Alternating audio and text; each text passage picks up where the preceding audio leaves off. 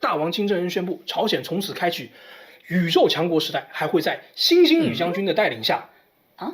什么星星？星星不是星星 ，Rising Star。朝鲜领导人金正恩可能是这个世界上最孤独的男人。虽然说金正恩出现在哪里啊，永远都是欢呼雀跃、掌声雷动。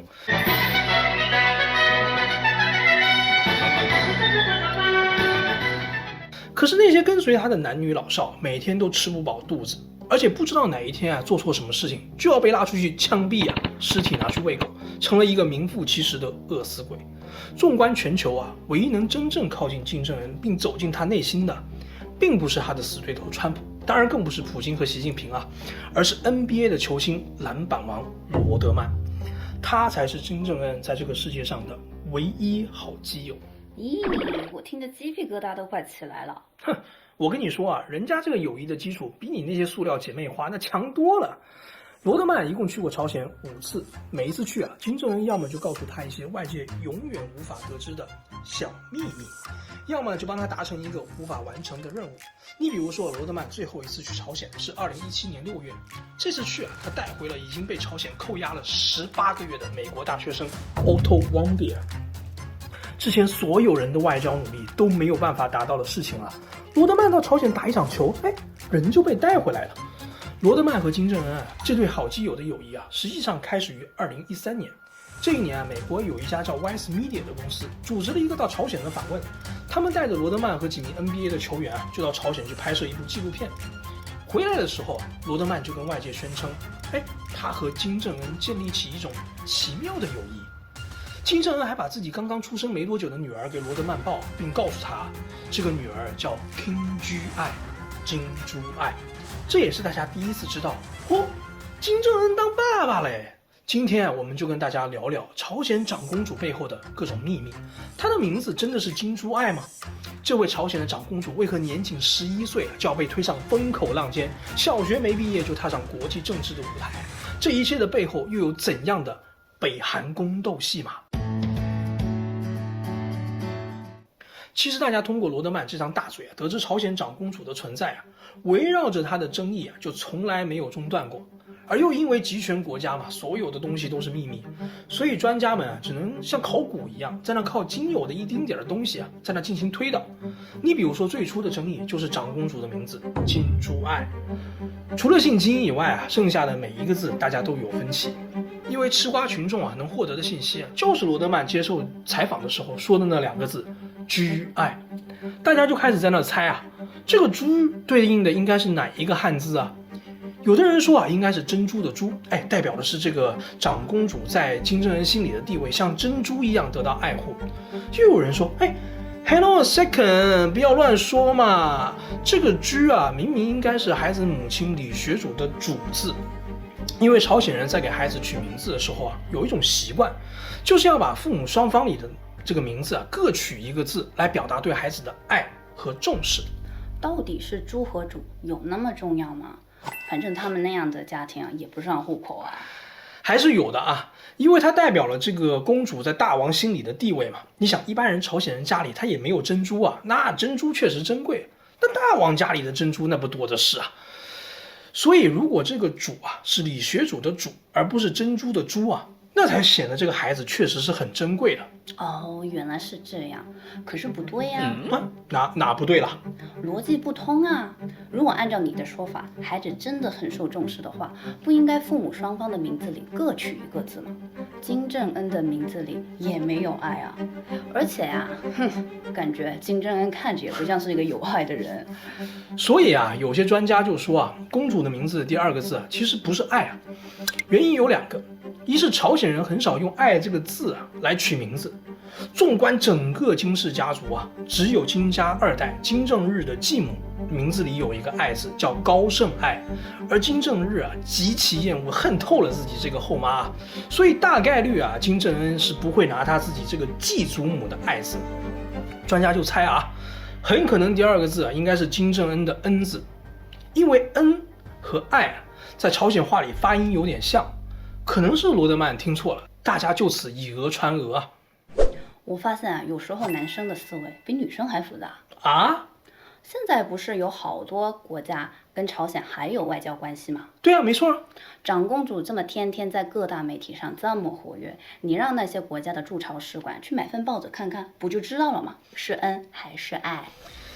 问题是报纸上一个字都没提啊。2022年11月18号，金正恩带着女儿一起去视察朝鲜的新型导弹试射，这也是我们的长公主第一次公开亮相。朝鲜的媒体没有公布她的名字，而是称长公主为亲爱的子弟。这才过了不到10天啊，2022年11月27号，长公主又跟着大王出席了导弹试射的这个庆功会，她的称呼从亲爱的子弟变成了尊贵的子弟，还是没有提名字。隔年的2月7号，为了庆祝朝鲜人民军建军75周年啊，大王又带着长公主出巡了，去军队慰问。这回媒体称呼她尊贵的子弟，不是，升级了，这次叫的是尊敬的子弟。你可以从称呼的细微变化感觉出我们长公主的地位啊在迅速的窜升。到了2023年11月底啊，朝鲜又传出了一则更重磅的消息。自由亚洲电台报道，朝鲜为庆祝卫星发射，在平壤举办了大型的演讲会。大王金正恩宣布，朝鲜从此开启宇宙强国时代，还会在星星女将军的带领下。什么星星？星星不是星星。Rising Star 啊，可是女将军，她今年11岁吧？对啊，这个星星女将军说的就是咱们长公主啊，还是没有提名字，人家就不告诉你。但是其实名字在这里啊，已经不是重点了，重要的是星星这个字。在朝鲜啊，不是任何人都可以用星星这个词的，这个词指代的是金星。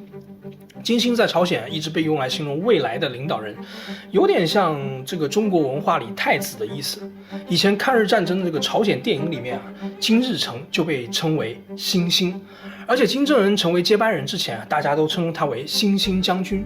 所以现在朝鲜突然之间啊，把这个长公主称为星星女将军，有点像我们这个文化里面皇长子入主通宫称为太子那么个意思。金家公主将来要变成朝鲜女王，可是朝鲜不是个典型的父系社会吗？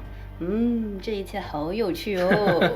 确实是，但是这不光是这个专家研究大家对公主这个称呼细微变化的结果，你通过长公主出席活动这个穿着打扮啊、行为举止，也可以管中窥豹，略见一二。去年9月啊，长公主随父亲啊出席这个国庆阅兵典礼，两个人一起坐在主席台的正中的位置啊。这个时候，就算军队高官啊，就那种胸前挂满各种勋章，你感觉他好像是炸过碉堡或者堵过枪眼的那种将军啊，那跟那个小朋友不对啊，跟我们长公主说话，那也是单膝跪地啊，那个地位等级一目了然。到了11月底啊，金正恩带着女儿视察空军，观看这个飞行表演，父女俩的照片也是格外引人注目啊。你就看他们两个人打扮简直是一模一样，都穿着皮大衣，然后戴着个墨镜，而且在画面里啊，长公主明显是站在父亲的前面的。这个照片被发表在朝鲜的官媒啊，然后被世界主要媒体转载。而这种相近的穿着打扮出现在公众媒体面前，一直是金家在权力交接时候的传统。你这么说，我确实有点印象。所以金珠爱真的要接班吗？他才11岁哎。大部分吃瓜群众啊，包括小弟在内啊，都觉得也不是说完全没可能啊。可是有一些美国的专家啊就不同意，因为美国人的情报网啊遍布全球，不管你喜不喜欢、高不高兴，人家搜集消息能力确实牛啊。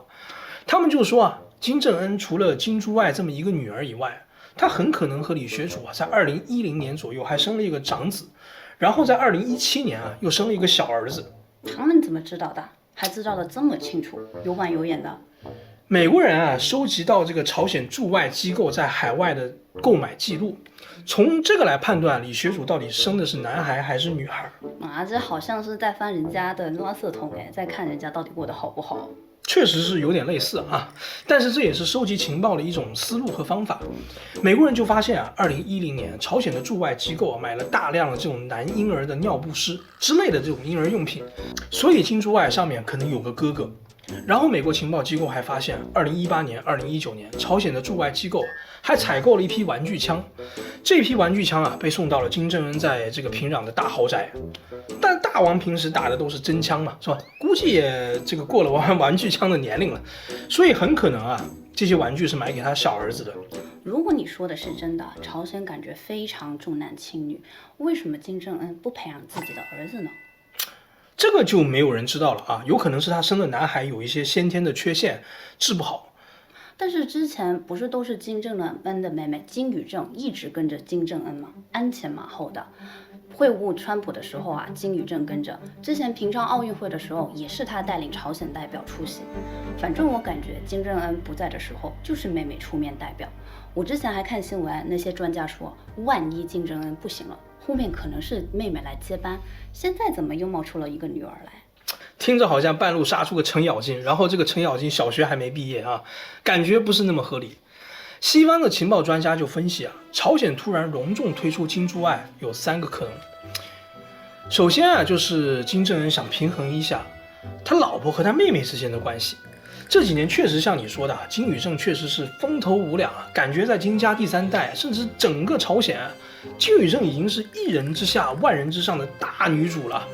而这种状况引起了李学主的强烈的这个嫉妒和不安啊。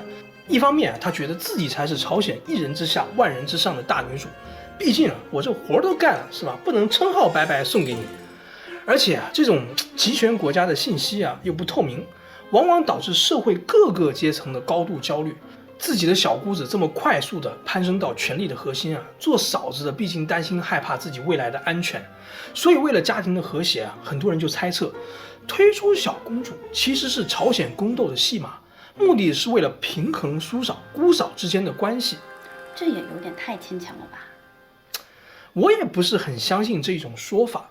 第二种说法相对来说就更靠谱一些。